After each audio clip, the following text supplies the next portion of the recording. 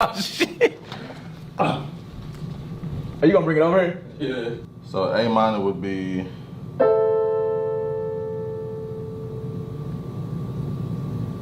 Hit it again.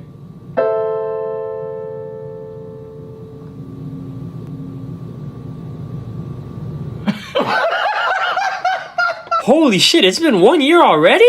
I'm sliding, I'm riding through the back like. I have a new rule that I'm standing on. If you don't have good music taste, I cannot take our romantic relationship serious. So if I ask you where you were when Meet the Grams dropped, you better have an answer. There have been thousands of videos on this beef, and I know y'all are justifiably tired. But one, this is something we will talk about for centuries. Tell our children about. So it makes sense that we're still reeling in from it all because it still feels so surreal. But also, it all started 1 year ago today. So consider this a birthday party we're throwing to celebrate together, and you don't gotta watch a Kendrick versus Drake video after this one. And in the past year, I realized he's the GOAT. If we're talking who uses their voice the best in hip-hop history, to me, it's Kendrick. This man had like 50 different voices just in this beef alone. If we're talking beat selection, To Pimp a Butterfly to me is the best produced rap album of all time. And if we're looking through a catalog, who switches it up more than Kendrick? Probably the only person I can think of is Kanye's freaky-ass beat selection. We're talking lyrical ability. I mean, he's gotta at least be top 10, top 5. And all those things I just said,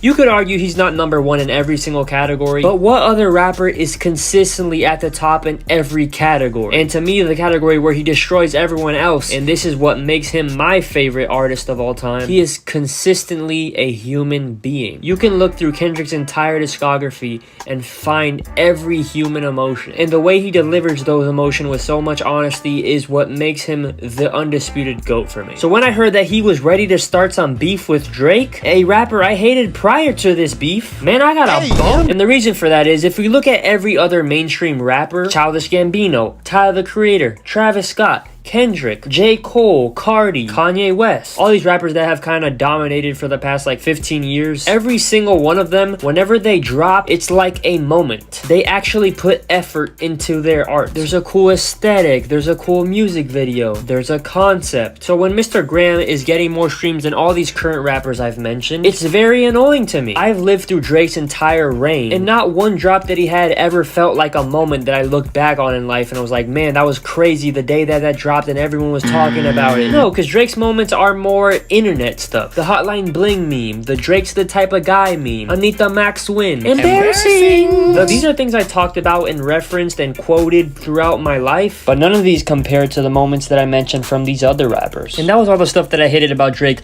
before this beef happened. Since it's happened, I've learned so much more. I've learned that when you point out someone's biggest insecurities, their brain starts to spiral out of control and ways to avoid sitting with those feelings. And that's exactly what happened since Kendrick spoke so directly to Drake's insecurities. The way he is spiraling is something I've never seen before. It's felt like post-beef, every other week, Drake has spiraled in a new way. You got all the cringy Instagram posts, him releasing so many songs and features with no impact, and then rushing a terribly mixed album out. And people don't read into the lyrics of that one song, No Face, from last year enough. There was a bar on there where he said he was talking about rap beef so much, he made his therapist quit. I need y'all to understand, Drake's therapist is eating good. For him to say no more Drake therapist money, what did Drake have to say to make him quit? The DeMar DeRozan incident, becoming a streamer, the drunken rants, the gambling steak shit. I always felt like Drake wasn't hated enough prior to this beef, but now that we know all this stuff about him, it almost feels like he's still not hated enough. But at the same time, now that I've learned so many things to hate on Drake even more, I've also learned so many things that I feel like there isn't enough people empathizing for him. Let me preface all this with, I do know that there are plenty of fully formed adult human beings who engage with this beef, but for the younger people that are like my age, and even the older people, because nobody has life figured out, I think we'd be lying to ourselves if we said we don't see bits of ourselves in Drake. To me, Drake is the final boss of conformity. There's plenty of videos where he talks about feeling like an outsider growing up, and man, I know how that feels. A lot of people see Drake as this guy who grew up a cornball and started acting a certain way to get that traditional hip-hop image. A guy acting like he really really cares about the culture. But I really don't think that's the case. I think Drake really loves hip-hop. I think he really at his core loves black music. Now, do I think he's as tough as he acts? Absolutely not. But to act like Drake doesn't know what the core of hip-hop music is, I just don't think that's true. You can see videos of him rapping as a kid. His dad worked for Al Green. His uncle created the slap and bass. Now, I'm not saying Drake is more hip-hop than he is on the theater and acting side of art. I just think he's both. He grew up loving theater and loving black culture. There's nothing wrong with being both. Tupac was both. Tyler, the Creator, is both. The problem with Drake is his insecurity about it made him conform in a way that he just became the fake thing that he is today. Instead of being both of them, he chose to go insane for 15 years and just be everything. Jamaican, Hispanic, an actor, a tough rapper with mob ties, the guy who cares about Canada when it's convenient. People talk about his 15-year run like it's such an incredible achievement, when to me it just feels desperate. A 15-year long span of him always being in your face, having something new to drop. Drake was always on your timeline because he couldn't go a year without being the topic of conversation. Now, I don't know everything, obviously. I'm just making my very unprofessional assumptions here. But all I see when I look at Drake is a man who is in a desperate search to feel seen and validated. And I'd be lying if I said that at my lowest moments I didn't feel similar. Now, I'm not saying I do the things Drake has done to feel seen, which is why I said that he's the final boss of conformity. But on a much smaller scale, I think everyone can see that same feeling of wanting to be liked within themselves coming out every now and then. Sometimes I go back to old Drake interviews and just listen to see how he was prior to what I think was his downward spiral. It's really the closest thing we have to authentic Drake, and if he ever were to get the acting off of his chest and fully feel free to be himself, I'd be super excited for him. So I admit, I empathize for Drake. So how did I feel when J. Cole said what he said about Drake on Port Antonio? This nigga is trash. What an idiot! J. Cole is so much of what makes this beef extra legendary for me. Like, not only did we get the crazy Jake versus Kendrick event, but we also got a little side event that created a lot of conversation too, with J. Cole taking his diss down. This can't be real. This is AI, my guy. I actually agree with a lot of what J. Cole is saying here, and I praise him. We are talking about J. Cole's apology. What? Oh, no. Are you just laughing at him apologizing? Mm-hmm. Go ahead, I'm sorry. No, you good. You good. I apologize. Like, according to the rules of hip hop, like, no, hell no, you ain't supposed to do that. But in real life, you can, like, take some shit back that you said. Right. I relate to that. That's a very human thing to be like, ah, fuck, I said something I shouldn't have. And it's very mature to be like, I didn't mean it. I'm sorry. I know this might make me look weak. J. Cole, bro, what? Bro, what are you doing, bro? So what's my problem with Port Antonio? The problem with Port Antonio is my problem with J. Cole's entire existence. J. Cole is the self-proclaimed middle child, and I think that's his issue. He is so open-minded that sometimes it feels like his brain falls out. In his interview with Angie Martinez, there's a part where he says he doesn't want to be labeled a liberal. And I think that's pretty wild when obviously if you listen to how progressive his values are in music, he's obviously not a conservative. Make up your mind. I think what went over a lot of people's heads is that Port Antonio at its core is all about J. Cole's love for hip-hop. Their entire first verse is all about how hip-hop helped him when he felt lost, and then the second verse is about how much he hates everything hip-hop has come to, and brings the whole Kendrick and Drake beef down to say, fuck all this drama,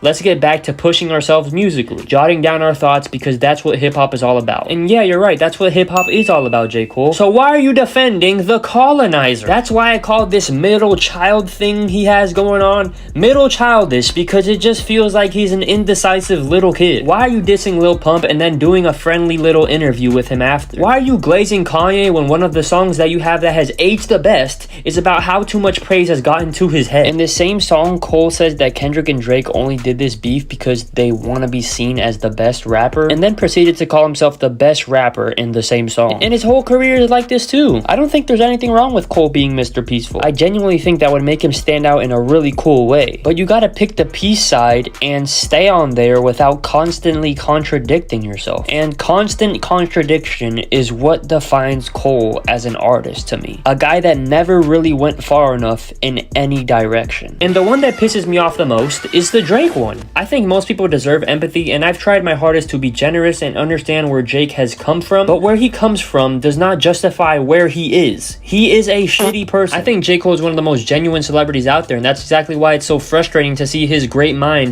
not take a proper stance on defending anything. J. Cole excuses behavior that someone like Kendrick wouldn't. J. Cole is indecisive in ways Kendrick hasn't been. And I think that's the most simple explanation for where they're both at right now. I say this with no exaggeration or hesitation. Kendrick Lamar is the realest of all time. He never holds back. If you look at his entire discography, this man has been writing many Meet the Grams verses towards himself for years because he's not afraid to be vulnerable and self-critical. This man has talked about his sex addiction, survivor's guilt, cheating on his fiance, his homophobic and transphobic past, suicidal thoughts, the stories of people he's seen die tragically, and then the guilt he's felt for telling those stories. And that's all just scratching the surface with him. When SZA asked him what the title of Not Like Us means, Kendrick said, "A man who can recognize his mistakes and not be afraid to share the mistakes, can dig deep down into fear-based ideologies or experiences to be able to express them without feeling like he's less of a man. He has values. He believes in something.